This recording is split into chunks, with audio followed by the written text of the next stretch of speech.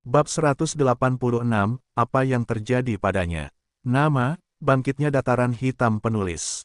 Plus matikan mengatur ulang. Waktu berlalu dengan cepat, dan kota kering telah tiba. Setelah berbicara selama beberapa jam pada malam sebelumnya, Minos pergi ke kerajaan tata ruang untuk melakukan sesi pelatihan sementara Abi muda sedang beristirahat di apartemen yang sama seperti sebelumnya. Dia memanfaatkan cuaca hujan dan tidur nyenyak hingga subuh. Setelah itu, Abi pergi menemui Eda setelah makan untuk keluar kota dan mengenal tempat itu lebih baik. Sebelumnya mereka sudah sampai di kota Minos dan datang langsung ke mansion tanpa sempat mengenal tempat ini lebih jauh. Keduanya sangat penasaran seberapa baik wilayah ini setelah kedatangan Stuart muda, jadi mereka berdua ingin memahami apa yang terjadi di sini. Bagaimanapun, setelah meninggalkan apartemen tempat dia menginap, Abi segera menemukan pengawalnya melalui indera spiritualnya sendiri. Eda mengenakan gaun hijau sederhana, berbeda dari baju besi keluarga Miller biasanya. Lagi pula, tidak ada bahaya langsung di tempat mereka berada. Bagaimanapun, dia sedang duduk di depan air mancur kecil yang ada di area tamu rumah Minos sementara rambutnya tergerai di udara. Saat mendekati pengawalnya, Abi bisa merasakan sesuatu yang berbeda dari Eda, seolah-olah dia tidak terlalu stres atau semacamnya. Ada senyuman di wajahnya dan binar unik di mata pengawal wanita muda itu. Apa yang terjadi dengannya? Abi bertanya pada dirinya sendiri. Namun, dia segera mengesampingkan pemikiran itu ketika tiba-tiba dia mendengar suara Eda. Nona Abi, apakah Anda ingin keluar dan melihat tempat ini? Saya ingin tahu apa yang terjadi di sini. Ucapnya sambil bangun, begitu dia melihat kedatangan wanita muda berambut biru. Ya, ayo jalan-jalan keliling kota. Setelah itu, mereka meninggalkan rumah pemerintahan kota kering, mengikuti jalan-jalan di wilayah tengah kota ini. Mereka melihat gedung-gedung publik yang mereka lihat sehari sebelumnya selama perjalanan singkat melalui jalan-jalan kota. Di tempat-tempat tersebut, mereka berhenti untuk berbicara dengan beberapa penduduk dan mengamati pergerakan di beberapa tempat. Namun mereka tidak menemukan sesuatu yang penting. Lagi pula, rata-rata penduduk kota kering tidak mengetahui bagaimana Minos memungkinkan semua perubahan yang terjadi di sini. Yang mereka tahu adalah perubahan sedang terjadi di kota, dimulai dari pertanian dan berlanjut dari sana. Beberapa saat kemudian, mereka akhirnya berhenti di sebuah taman umum yang ditumbuhi beberapa pohon, cermin air di tengah-tengah tempat itu, dengan air terjun kecil di ujung barat taman itu. Sebuah halaman rumput membentang di hampir separuh tanah, dengan beberapa jalan setapak terbuat dari berbagai jenis batu, tempat orang bisa berjalan. Mereka duduk di bangku kayu dekat cermin air dan mulai berbicara. Eda menghela nafas keheranan lalu mulai berbicara. Aku tidak pernah berpikir bahwa suatu hari akan ada budaya yang tumbuh di tanah dataran hitam ini. Sungguh sulit dipercaya. Jika aku tidak melihat semua ini dengan mataku sendiri, aku tidak akan pernah mempercayainya sama sekali, semua. Seru Abi. Dia telah mencicipi buah-buahan yang dijual di pasar sentral dan merasakan sendiri kekayaan spiritual dari makanan yang dijual di kota kering. Dia bahkan telah memakan makanan yang diproduksi di dataran hitam di pagi hari, tapi dia tidak akan pernah mengira itu adalah produk lokal. Dia merasa aneh jika Minos menawarkan kemewahan seperti ini kepadanya karena bahkan di keluarga Miller, tidak lazim bagi orang untuk mendapatkan makanan sehari-hari seperti ini. Tapi menurutnya itu hanya sikap sopan dari satu teman ke teman lainnya. Dia tidak menyangka hal itu merupakan standar di kota kering. Alhasil, mengetahui kenyataan ini sangat mengejutkan teman muda Minos, yang saat ini tidak mengerti bagaimana semua ini bisa terjadi. Tapi bukan itu saja, Nona Abi. Kecepatan kultivasi Butler di Lian juga meningkat secara signifikan. Eda mengingat hal ini dan segera mulai melaporkan informasi ini. Dia belum langsung merasakan level di Lian. Namun, setelah menghabiskan waktu bersama, dia akhirnya memiliki rasa ingin tahu untuk menyelidiki kekuatan spiritual kepala pelayan. Dan saat melakukan itu, Eda sangat terkejut. Sebelumnya, terakhir kali dia bersama di Lian, dia hanya berada di level 44, sedangkan dia sudah berada di level 48 saat itu. Namun yang mengejutkan bagi Eda, kepala pelayan Minos sudah melewatinya dan sudah mendekati level 50.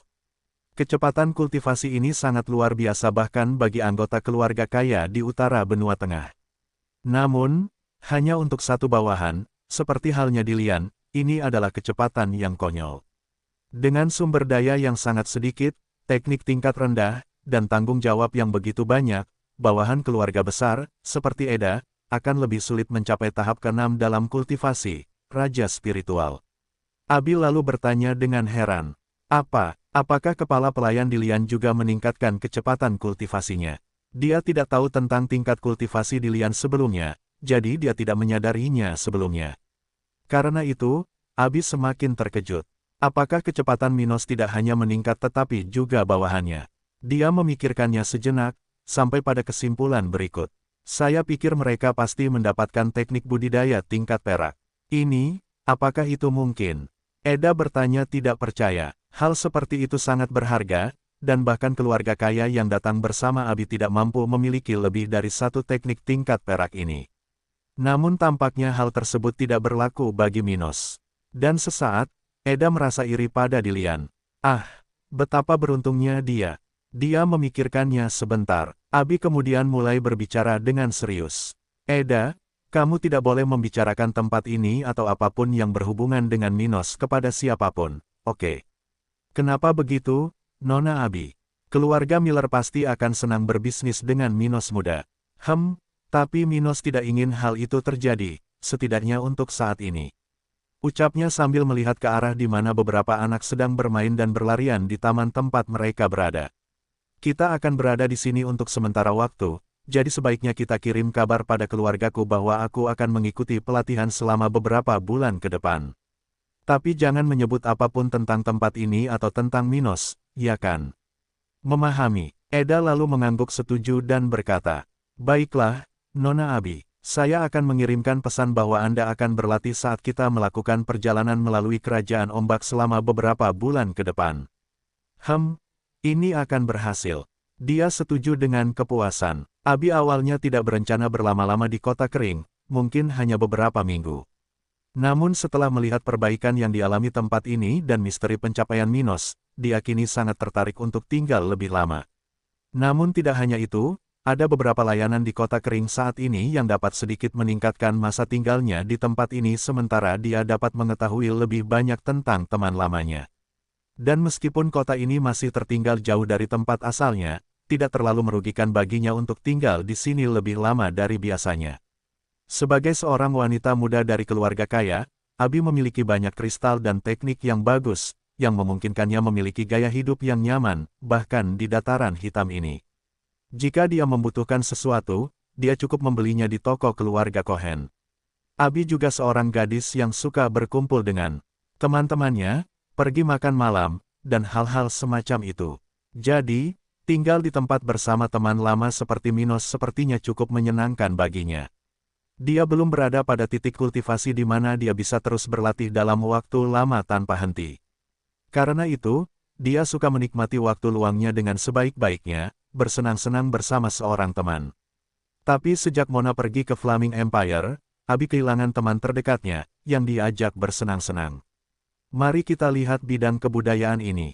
Saya dengar letaknya di sisi barat kota. Abi menceritakan hal itu sesaat sebelum bangkit dari bangku kayu yang didudukinya. Saat Abi dan Eda secara bertahap mulai mengenal kota kering, sekelompok pria menyelinap di berbagai titik di tempat yang tampak seperti pelabuhan. Ada beberapa perahu tua yang ditambatkan di dermaga kayu yang tidak jauh dari situ ada dermaga dengan mercusuar kecil. Selain itu, terdapat beberapa bangunan tua di seberang pantai dari tempat itu, seolah-olah merupakan tempat yang ditinggalkan umat manusia. Namun banyak orang yang melewati tempat ini dengan pakaian bekas, kotor hingga membuat orang menjauh hanya dengan bau keringat. Tapi ini sama sekali bukan hal yang lumrah. Suara jeritan terdengar dari waktu ke waktu, begitu pula tawa yang aneh. Dan pada titik ini, salah satu orang yang sedang menyelinap di tempat itu akhirnya berkata, ayolah, orang itu punya informasi tentang keberadaan Sersan Peter. Saat ini, matahari telah terbenam di Cakrawala, dan kegelapan malam telah mendominasi langit pantai barat daya Kerajaan Ombak. Pada saat ini, di kota kecil tempat 20 tentara-tentara dataran hitam berada, kegelapan malam menyelimuti sebagian besar tempat itu. Ini adalah lingkungan yang sangat berbahaya, tanpa rangkaian penerangan apapun, dengan hanya sedikit kebakaran di jalan-jalan kota itu. Apalagi jalanannya sempit, kotor, dan banyak hewan yang hidup di tempat genting seperti ini. Ditambah lagi dengan bau sampah, asap kebakaran, dan terdengar suara bising di sebagian besar tempat itu, yang pada dasarnya merupakan campuran dari jeritan kesakitan, tangisan, dan terkadang tawa yang aneh. 2 hari yang lalu, tentara Minos telah tiba di kota ini mengikuti jejak yang ditinggalkan oleh para bajak laut yang menculik Sersan Peter. Tidak sulit untuk melacak orang-orang ini karena, tidak seperti Minos, orang-orang ini tidak peduli menyembunyikan pergerakan mereka. Dengan itu, setelah beberapa hari penyelidikan, rombongan Sersan akhirnya tiba di kota pesisir ini, di mana beberapa kelompok bandit dan bajak laut berkumpul. Dan dalam 2 hari ini, rombongan dengan tenang mengamati tempat ini, mengecek kekuatan orang-orang di sekitar sini dan mengenal daerah tersebut sedikit demi sedikit. Ini adalah kota tanpa nama, yang telah lama ditinggalkan. Namun, di beberapa titik dalam sejarah terkini di bagian utara benua tengah, tempat ini telah menjadi titik persimpangan bagi mereka yang terkait dengan pasar gelap di wilayah ini. Ada beberapa kota seperti di seluruh wilayah ini, di mana para penjahat dapat menjual, menukar, mentransfer, dan mendapatkan transportasi untuk barang mereka.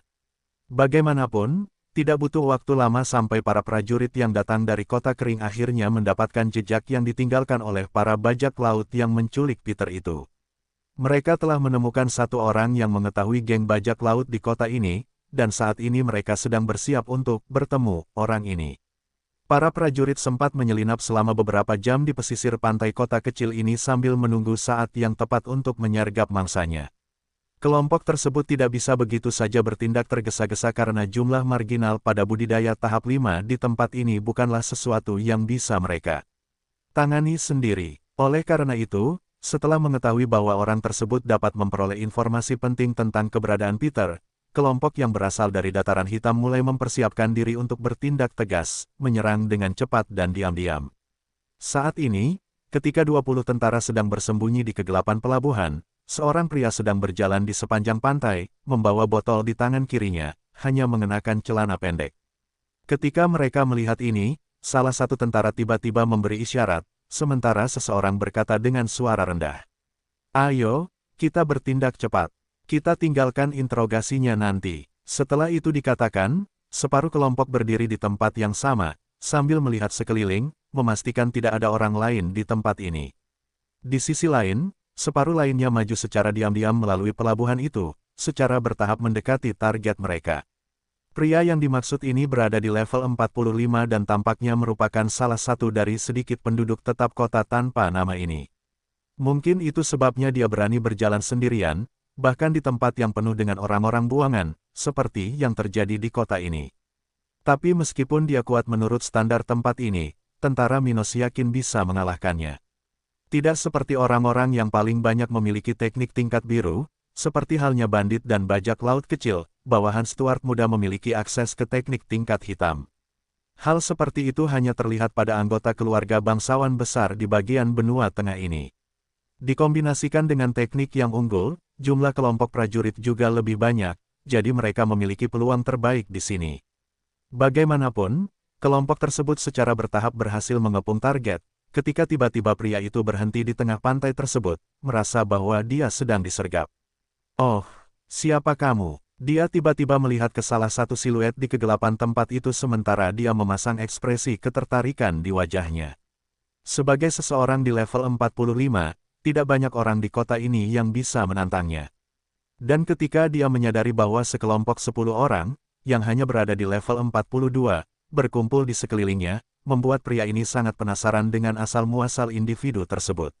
Namun, pria ini melakukan kesalahan dengan meremehkan lawannya dan lengah terhadap mereka, serta menanyakan pertanyaan yang tidak perlu. Sebelum dia dapat terus menanyakan masalah lebih lanjut, 10 tentara yang mengelilinginya menggunakan semua pengembangan spiritual yang mereka miliki untuk menindas lawan mereka. Mereka tak ingin menarik perhatian para bandit dan bajak laut yang ada di kota itu, hingga membuat keributan. Oleh karena itu, mereka memilih untuk mendalami subjek ini dengan pendekatan yang berbeda. Setiap kultivator dapat menggunakan kekuatan spiritualnya untuk menekan sesuatu atau seseorang. Ini seperti pertarungan kultivasi, di mana pihak yang lebih kaya menindas pihak lain. Konsekuensi dari hal ini adalah konsumsi spiritual di kedua sisi, dan siapapun yang mencapai batasnya terlebih dahulu akan tersingkir oleh kekuatan spiritual lawan. Tapi ini tidak berguna dalam pertarungan, di mana satu pihak harus tampil sebaik mungkin. Menggunakan energi spiritual untuk menekan lawan dianggap sia-sia karena tidak menimbulkan risiko kematian bagi lawan, hanya menyebabkan kelelahan yang luar biasa.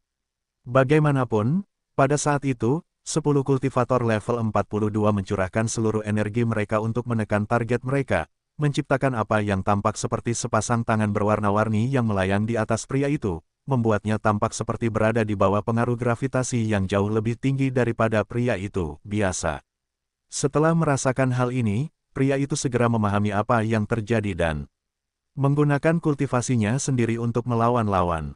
Pengecut yang malang, menggunakan taktik bodoh seperti itu padaku. Bukannya dia tidak ingin menyerang prajurit Minos dengan teknik bertarungnya, tapi akan lebih buruk lagi baginya jika dia melakukan itu. Kelompok yang menyerang telah mendesaknya dengan segala yang mereka miliki. Jika pria ini tidak membela diri dengan cara yang sama, dia akan tersingkir tanpa ada kesempatan untuk bertarung. Semua ini karena dia lengah terhadap musuh-musuh ini. Dan saat dia melakukannya, sebuah telapak tangan hitam besar muncul dari arah pria itu, mencoba mendorong rangkaian tangan yang mencoba menekannya. Tapi itu sia-sia. Dengan kerugian numerik seperti itu, hanya dalam hitungan detik hingga tetesan keringat muncul di dahi pria itu sementara wajahnya sangat pucat. Kotoran, engah. Pada saat itu, konfrontasi spiritual akhirnya berakhir, ketika rangkaian telapak tangan berwarna telah menghancurkan tangan hitam yang menyerang mereka. Ah! Pria itu menjerit kesakitan ketika akhirnya dia kehilangan kesadarannya di tengah-tengah tempat itu. Ayo cepat pergi, tangkap orang ini dan ayo pergi ke hutan di sebelah timur tempat ini. Salah satu tentara berbicara dengan suara pelan sehingga hanya orang-orang di tempat ini yang dapat mendengarnya. Beberapa waktu kemudian, sekelompok 21 pria berada di tengah hutan lebat, sementara api menyala di sekitar tempat mereka berada. Malam itu dingin, dan suara angin yang melewati pepohonan terdengar jelas. Di tempat itu, rombongan tersebar di sekitar api tersebut. Ada di antara mereka yang mengamati keadaan sekitar, ada pula yang duduk dan makan sambil beristirahat dari perselisihan sebelumnya. Akhirnya, seorang pria parubaya tergeletak di tanah di tempat itu, di samping api. Dia masih tidak sadarkan diri dan ada rantai di lehernya, yang menyegel budidayanya. Ini adalah pria yang disergap sebelumnya, dan 20 orang lainnya di sekitar tempat ini adalah tentara Minos. Dan setelah beberapa saat, akhirnya salah satu tentara mengatakan sesuatu, memecah kesunyian tempat itu. Lihat, dia bangun. Mendengar hal ini, prajurit lain yang duduk dan beristirahat di sana mengalihkan perhatian mereka dan bersiap menghadapi apa yang akan terjadi. Pria itu kemudian mengedipkan matanya dengan cepat, mencoba memahami apa yang terjadi, sambil menoleh ke kiri dan ke kanan. Sial! Kultivasiku tersegel. Dia sangat menyesal merasakan tali di lehernya. Pada saat itu, salah satu sersan dalam kelompok itu duduk di depan pria itu dan mulai berbicara. Jika kamu ingin hidup untuk melihat hari esok, sebaiknya kamu tidak menyembunyikan apapun dari kami. Menyembunyikan sesuatu darimu. Siapa kamu? Kenapa kamu tiba-tiba menyerangku? Dia bertanya dengan marah. Kekuatan. Namun jawaban yang didapatnya adalah tendangan di perutnya yang membuatnya batuk seteguk darah. Kamu tidak bertanya apa-apa di sini. Prajurit yang menyerangnya berkata dengan ekspresi mengancam di wajahnya. Segera setelah itu, Dumas, pemimpin tentara tersebut, berbicara lagi. Salah satu rekan kita diculik oleh kelompok bajak laut yang melewati kota ini beberapa hari yang lalu. Sekelompok bajak laut, ada beberapa di sekitar sini. Pria itu mengacungkan. Kami tahu itu. Tapi kelompok khusus ini, anggotanya punya tato seperti ini. Dumas kemudian menunjukkan kertas dengan desain segitiga merah. Kelompok tentara yang dikirim untuk misi ini menemukan hal ini melalui hilangnya anggota tubuh salah satu dari 2 bajak laut yang tewas dalam pertarungan melawan Peter. Ada tato seperti yang ditunjukkan Dumas pada pria di depan mereka di lengan yang tertinggal di medan perang. Dan ketika berbicara dengan kusir yang pernah menemani rombongan prajurit dalam penyelidikan tempat pertarungan, lelaki tua itu sempat mengatakan bahwa dia mengetahui tentang kelompok bajak laut tersebut. Menurut lelaki tua itu, kelompok penculik Peter beroperasi di berbagai belahan utara benua tengah sejak lama. Tapi apa yang bisa dengan mudah membedakan mereka dari yang lain justru tato yang ditampilkan anggotanya, seolah-olah itu adalah lencana kebanggaan. Beberapa memiliki lebih dari satu tato ini, terkadang di punggung, lengan, dan beberapa yang lebih berlebihan melakukannya di dahi mereka sendiri. Jadi, Dumas yakin pria yang tampaknya adalah salah satu pengelola kota pelabuhan ini pasti mengetahui sesuatu tentang perjalanan orang-orang yang lewat sini bersama Peter. Akhirnya, melihat gambar yang tergambar di selembar kertas tua, lelaki itu sejenak memasang wajah serius, mengenali kelompok bajak laut yang sedang dibicarakan orang-orang tersebut. Dia sebenarnya tahu tentang orang-orang ini.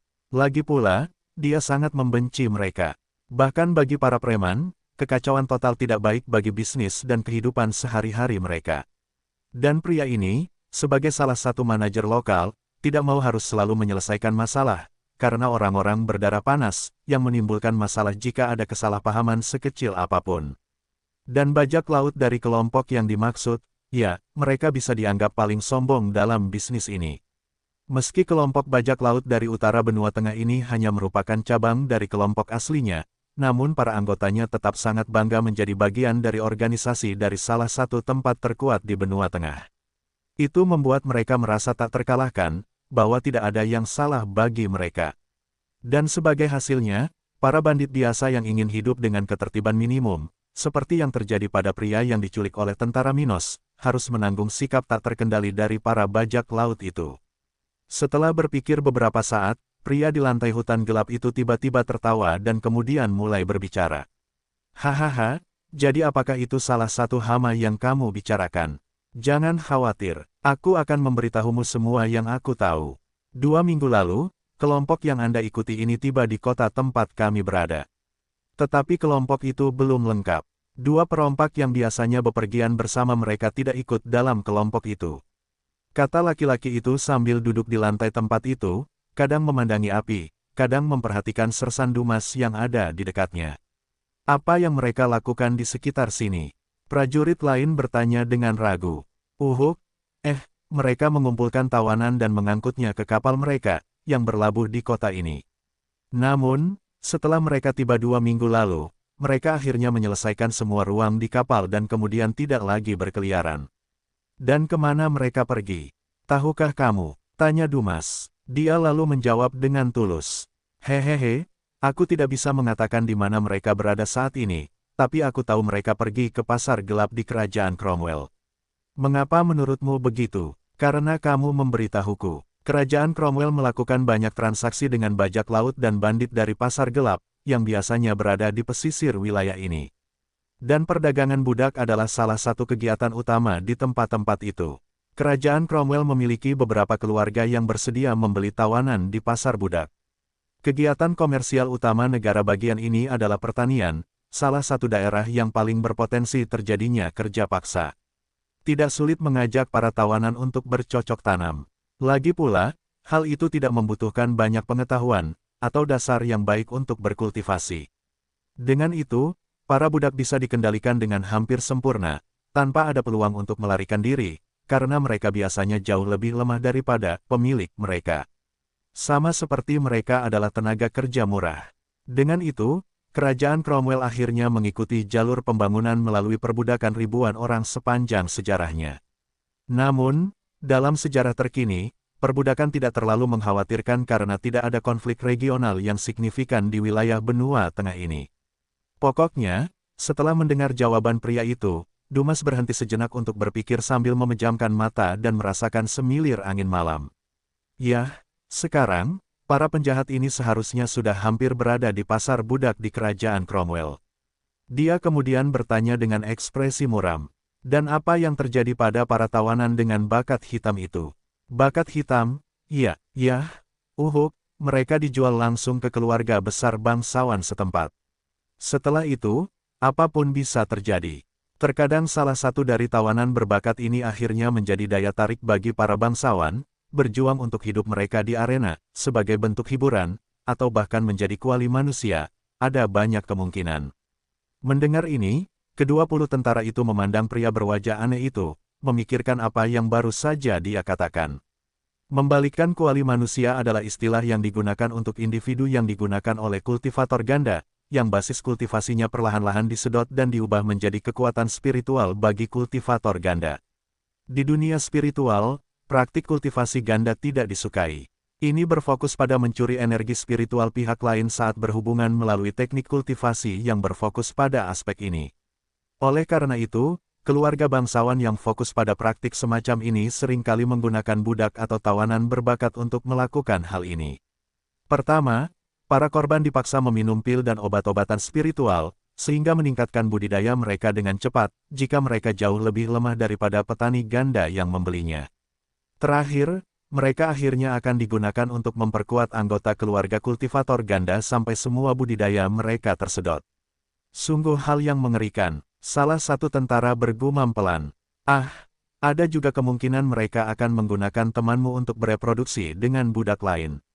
Ini seharusnya lebih baik untuknya, kata pria itu, tidak menunjukkan banyak perasaan di wajahnya. Ini adalah praktik lain yang dilakukan keluarga-keluarga tersebut. Faktanya, hal ini mirip dengan apa yang terjadi pada makhluk spiritual berpotensi tinggi, seperti yang terjadi pada Emlyn.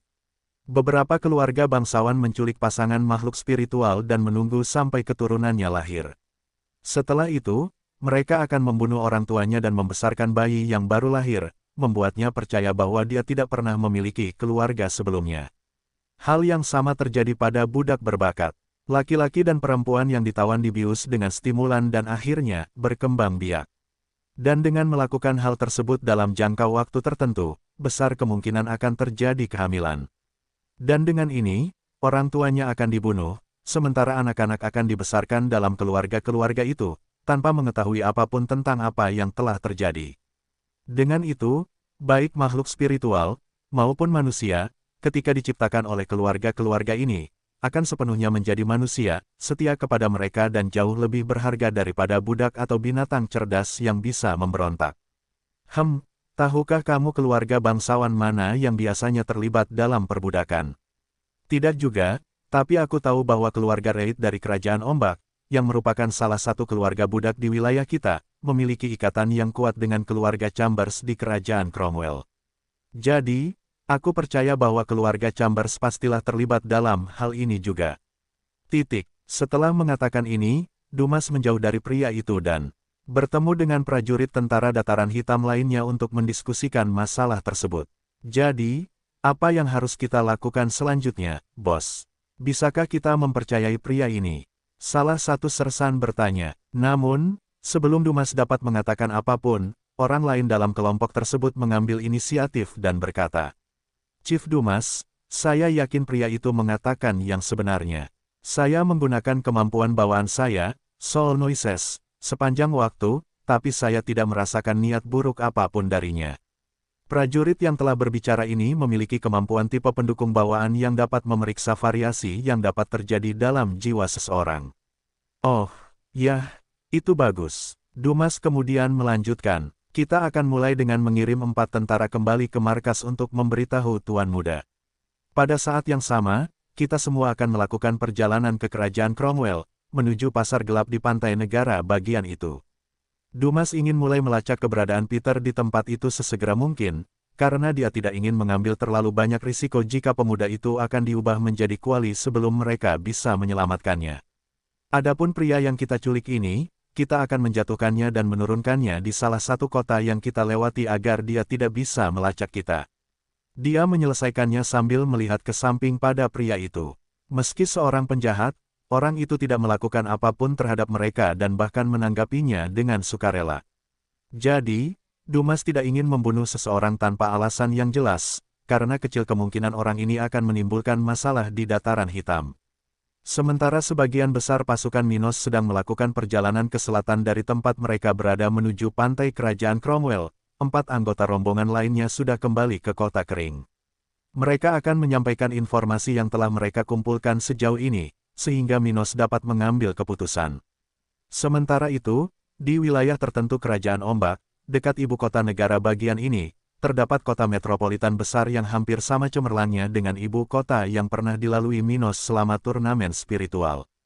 Di wilayah ini, di bagian kota yang paling mulia, terdapat tanah luas yang dikelilingi oleh banyak pepohonan yang menjulang tinggi, beberapa di antaranya tingginya mencapai 50 meter dan dapat menyembunyikan segala sesuatu yang terjadi di sana dari seluruh kota.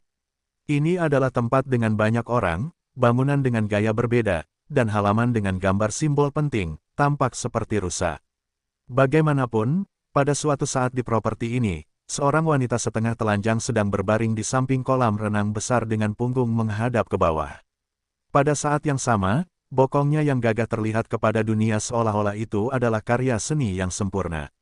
Satu-satunya pakaian yang menutupi tubuhnya hanyalah celana dalam merahnya, mungil, sampai-sampai hanya melindungi adik perempuannya, membuat segalanya terlihat oleh siapapun yang ada di sana. Di sisi wanita muda itu, ada sebuah meja kecil dengan beberapa orang di sana, minuman dan bra wanita muda itu, sementara seorang pria yang tampaknya berusia tidak lebih dari 20 tahun berdiri di samping wanita itu, menggosok tangannya dengan bahan krim. Gelombang. Dia kemudian dengan cepat menggunakan tangannya untuk menggosokkan zat itu ke punggung wanita itu sambil memijat kulit halusnya, membuatnya mengeluarkan suara-suara yang menyenangkan. Untuk beberapa saat, pria itu melakukan hal tersebut hingga akhirnya dia mulai memijat bokongnya yang sempurna, sesekali memasukkan salah satu jarinya ke bawah celana dalamnya. Gelombang. Namun, sebelum benda itu berevolusi ke tingkat yang baru, wanita itu mendapatkan kembali pikirannya dan bangkit dari sana, menarik diri dari tangan pria itu. Christian, aku sudah bilang kalau aku tidak akan melakukan ini padamu sampai kematian suamiku terbalaskan. Dia berkata dengan ekspresi tegas di wajahnya. Sudah hampir setahun sejak kematian suaminya, namun belum ada informasi relevan yang ditemukan. Dan layaknya seorang istri yang baik, wanita ini ingin membalas dendam. Bagaimanapun, dia mencintainya. Pria itu kemudian kehilangan ekspresi kerinduan di wajahnya beberapa saat yang lalu dan menatap wanita cantik di depannya ini.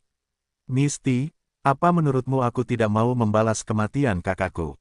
Ayah sudah berusaha sekuat tenaga untuk mencari tahu apa yang terjadi. Tetap saja, Tristram kecil dibunuh di tengah gunung. Itu tidak mudah dan tidak cepat, untuk menyelesaikan kejahatan dengan karakteristik ini. Ini adalah kakak laki-laki Tristram, Christian Reid, level 45, bakat hitam, 23 tahun. Sebagai kakak laki-laki yang baik, Christian memutuskan untuk merawat istri mendiang kakak laki-lakinya begitu dia mengetahui apa yang terjadi. Sebenarnya, dia sudah mempertimbangkannya sedikit sebelumnya, tapi takdir mengejutkannya, meninggalkan seorang wanita muda, cantik, dan membutuhkan seorang janda yang membutuhkan bahu ramah. Tapi Misty, meski tidak pernah menolak kemajuan Christian selama dia tidak berlebihan, sepertinya memiliki perasaan terhadap Tristram dan ingin membalas dendam. Namun sayangnya bagi Christian, mengungkap misteri di balik apa yang terjadi di puncak kabut merupakan tantangan tersendiri. Lagi pula, saat itu hanya ada 18 orang di tempat itu, termasuk Minos, Ruth, Oswald, dan 2 orang yang terbunuh. Namun meski saksinya tidak sedikit, namun semuanya sulit didapat. Minos dan Ruth adalah pembunuhnya, jadi mereka jelas tidak akan seenaknya menyebarkan berita. Oswald, penguasa sekte awan abu-abu, tidak peduli dengan apa yang terjadi di utara benua tengah. Dan yang lainnya, mereka semua adalah anggota keluarga bangsawan dari berbagai penjuru wilayah ini. Dan bahkan jika salah satu dari mereka ingin berbicara, masih akan sulit untuk melacaknya, karena tidak banyak bukti yang tertinggal. Karena semua ini, meskipun keluarga Reid berjuang untuk membalas kematian salah satu anggota paling berbakat mereka, mereka belum menemukan banyak hal. Yang mereka temukan hanyalah bahwa pada saat itu, peristiwa yang mengakibatkan kematian Tristram muda adalah kompetisi pengobatan tingkat prajurit. Tetapi meskipun mereka berhasil menemukan lelaki tua yang menjual informasi buah pelangi itu, tidak ada seorang pun yang meninggalkan nama apapun. Dan hanya dengan munculnya para tersangka, itu tidak cukup bagi keluarga Reid untuk menemukan mereka yang bertanggung jawab. Sial, bahkan jika mereka memutuskan untuk membunuh semua orang yang terlibat, mereka masih harus mencari 16 orang dari 2 miliar orang. Lagi pula, setelah mendengar pembenaran Christian, Misty menoleh ke arahnya dan kemudian menggigit bibir penuhnya sambil menggunakan tangan kanannya untuk meraba puting kirinya, menggunakan sisa tangannya untuk menggosok adik perempuannya, yang ditutupi oleh celana dalam mungil gadis itu. Melihat wujud iblis Misty, Christian terpesona sejenak, menikmati gambar indah ini. Hasrat mulai terbentuk jauh di dalam dirinya, dan dia sangat ingin bisa menyentuh wanita kakak laki-lakinya yang sudah meninggal. Ini bukanlah sesuatu yang baru baginya. Tidak, bahkan sebelum Misty dan Tristram menikah, Christian selalu memiliki fetis untuk mengambil wanita ini dan menidurinya dengan liar. Jadi, dia tidak sabar untuk memenuhi setiap keinginannya bersamanya. Namun, ketika Christian mulai mendekati Misty yang menggoda, dia melemparkan seember air dingin sesuai keinginan pemuda itu. Kau ingin meniduriku, kanan? Tapi itu tidak akan pernah terjadi kecuali kematian Tristram. Dibalaskan, dia kemudian mengambil tangan kanannya dari adik perempuannya dan mengulurkannya di depan hidung Christian, lalu pergi setelah itu. Saat keinginanku ini terpenuhi, aku akan melakukan apapun yang kamu inginkan. Pada saat yang sama, Christian mabuk oleh aroma yang dia rasakan dari jari-jari Misty, merasakan pancaran api jauh di dalam dirinya. Sial, aku harus menyelesaikan masalah ini. Dia memikirkannya sambil menatap tubuh Misty yang tanpa celah saat dia berjalan menjauh dari tempat itu. Sementara ambisi Christian semakin memotivasi dirinya, beberapa hari telah berlalu sejak kedatangan Abi di kota kering. Pada titik ini, imigrasi dari kota perairan telah dimulai, dan segera, gelombang pertama yang terdiri dari 1.000 orang yang datang dari tempat itu akhirnya akan selesai. Ini adalah fakta penting untuk wilayah Minos, karena sebelum periode ini, dalam 6 bulan yang telah berlalu sebelumnya, jumlah orang yang pindah ke kota kering sangat sedikit. Dan hal ini telah menciptakan kekurangan tenaga kerja di wilayah tersebut, dengan banyak orang yang melakukan 2, 3, atau bahkan 4 pekerjaan. Tentu saja, tidak buruk bagi sebagian orang untuk memiliki begitu banyak pekerjaan, tapi itu tidak ideal untuk kota secara keseluruhan. Oleh karena itu, kedatangan penduduk baru dalam jumlah besar akan mengurangi tekanan yang disebabkan oleh pertumbuhan lokal, setidaknya dalam jangka pendek. Sementara itu, tamu Minos, Abi dan Eda, tertampung dengan sangat baik di sini. Mereka sudah mengenal seluruh kota dan layanan yang ditawarkan di sini, serta terbiasa dengan ritme lokal. Tidak terlalu buruk bagi mereka untuk tinggal di sekitar sini. Lagi pula, sudah ada ruang budidaya bagi pengunjung rumah besar Minos, yang setara dengan ruang budidaya tahap kelima, yang ada di menara budidaya yang tersebar di utara benua tengah. Pokoknya, di waktu senggang Abi dan Minos, keduanya selalu makan bersama atau keluar ngobrol. Mereka benar-benar rukun dan merupakan teman baik. Namun Stuart muda saat ini belum membuat kemajuan dalam rencananya untuk mengembangkan hubungan mereka. Tak ada perasaan cinta atau gairah di antara keduanya, namun Minos merasa bisa menjalin persahabatan yang penuh warna dengan Abi. Dan itu akan sangat menarik baginya. Bagaimanapun, Abi memang menawan, dan dia adalah seseorang yang akrab dengannya dan bahkan dia merasa bisa dipercaya. Namun, gadis muda dari keluarga Mills tampaknya jauh lebih rumit daripada yang dia perkirakan sebelumnya. Dan bagi Eda, dia rukun dengan kepala pelayan Dilian, sama seperti yang mereka lakukan pada saat itu. Akademi spiritual dua anak muda. Bagaimanapun, tidak ada hal penting yang terjadi sejak Abi dan Eda tiba di kota kering. Hal biasa dalam mengelola wilayah yang sedang berkembang. Di sisi barat tembok kota kering, ada sebuah kereta yang melaju melewati medan bobrok di bagian dataran hitam yang belum diregenerasi. Keempat sersan yang telah diperintahkan untuk kembali ke kota kering dan melaporkan apa yang telah mereka pelajari tentang kasus Peter muda akhirnya tiba kembali di wilayah yang dikuasai Minos. Mereka telah pergi jauh dari pantai barat daya kerajaan ombak hingga kota kering, berhenti hanya untuk beristirahat. Dan akhirnya, beberapa hari setelah memulai kepulangan yang mendesak ini, kelompok itu hendak memasuki gerbang tembok kota kering. Saat ini, hari sedang cerah di kota kering, sekitar 30 Celcius 86 derajat Fahrenheit, disertai angin yang datang dan pergi, mengurangi sensasi panas orang-orang yang melewati jalan-jalan kota. Dan meskipun cuaca jauh lebih hangat dari biasanya, pergerakan di kota Minos cukup ramai, karena tempat ini mulai menerima investasi dari Stuart muda. Banyak penduduk kota yang memiliki setidaknya 2 pekerjaan, sehingga sebagian besar penduduk hanya menghabiskan sedikit waktu di rumah dan tidak melakukan apapun. Oleh karena itu, sekitar 130.000 penduduk lokal menghabiskan sebagian besar waktunya di sekitar kota kering, menimbulkan semangat yang tidak biasa untuk tempat kecil seperti ini. Dan sementara penduduk biasa di kota ini menjalankan urusan sehari-hari mereka, Minos berada di kantornya di rumah besar di pusat kota. Dia sedang duduk di kursi berlengan di belakang meja besar sambil melihat ketiga orang di depannya. Selain kepala pelayan Dilian yang hadir di tempat ini, ada seorang pria dan seorang wanita, keduanya parubaya, duduk di seberang meja Minos. Pria itu tampak biasa-biasa saja dan memiliki pakaian yang tidak menarik yang pasti akan membuatnya bisa berbaur dengan kerumunan kota kering.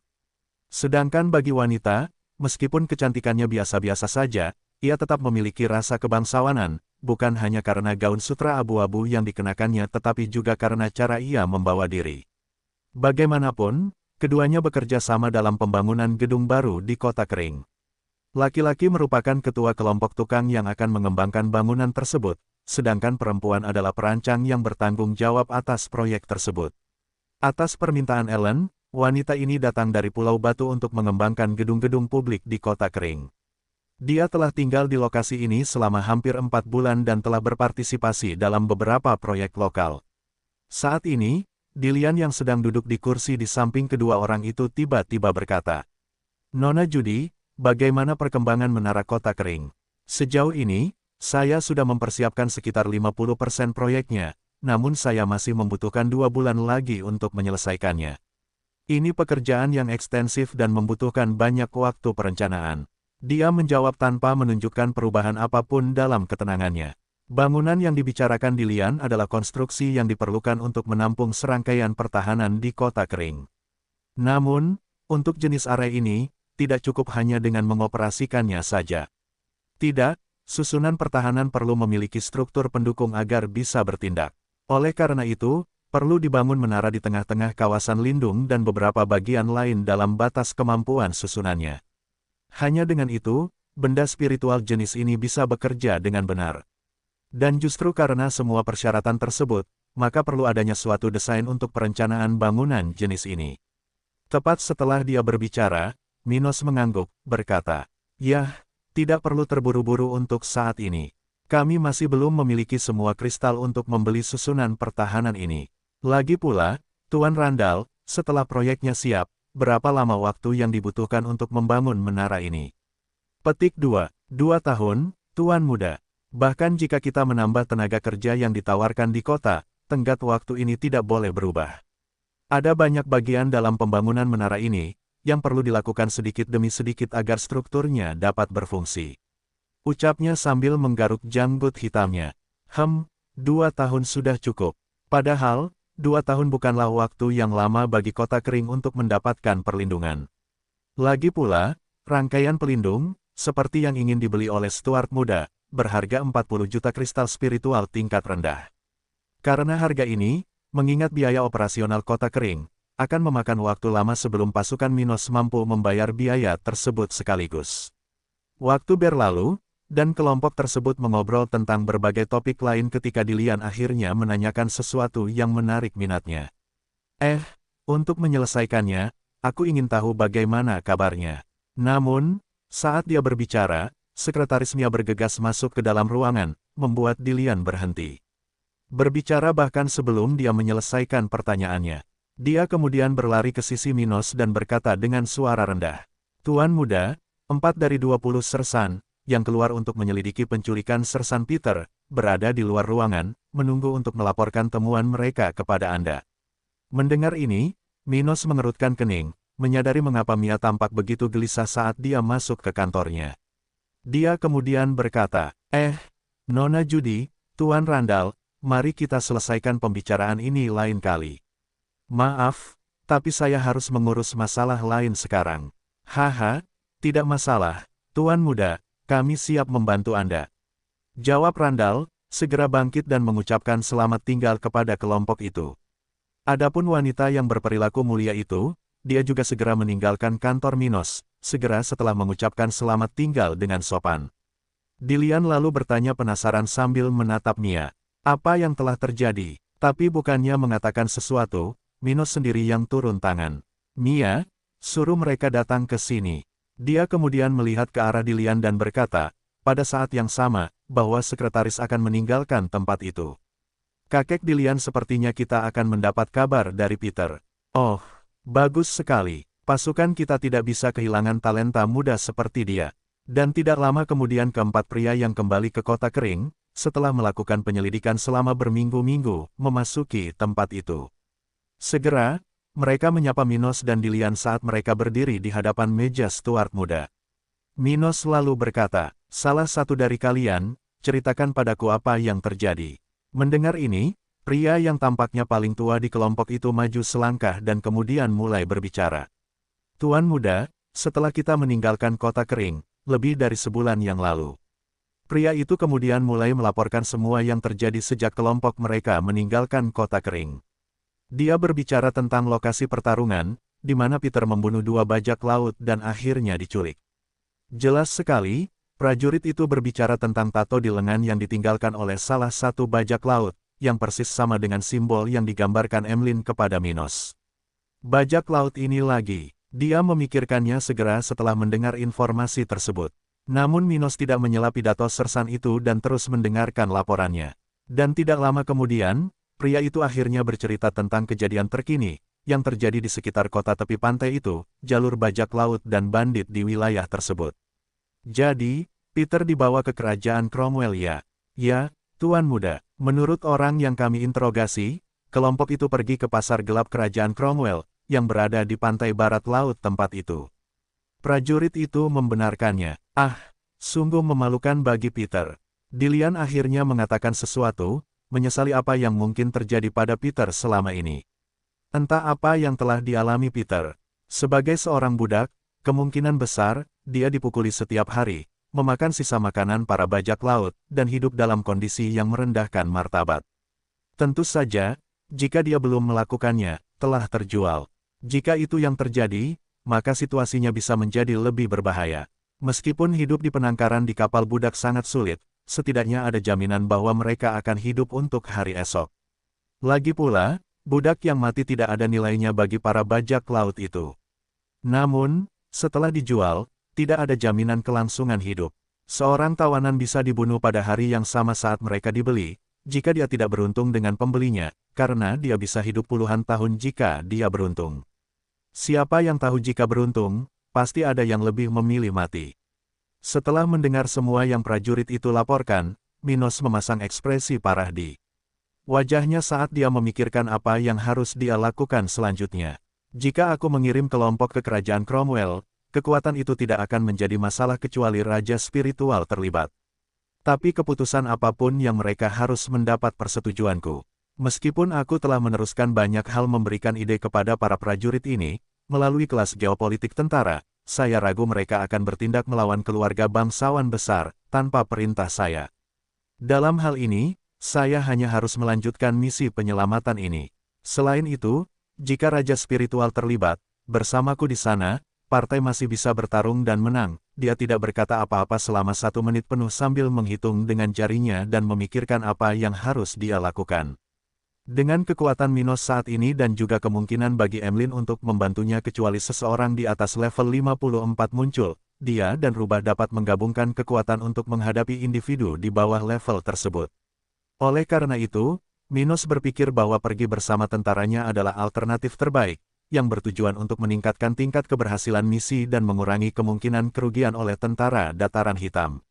Dia akhirnya berkata, "Oke, mari kita bentuk kelompok untuk melakukan misi penyelamatan. Saya akan perintahkan mereka, dan kita akan keluar dalam seminggu."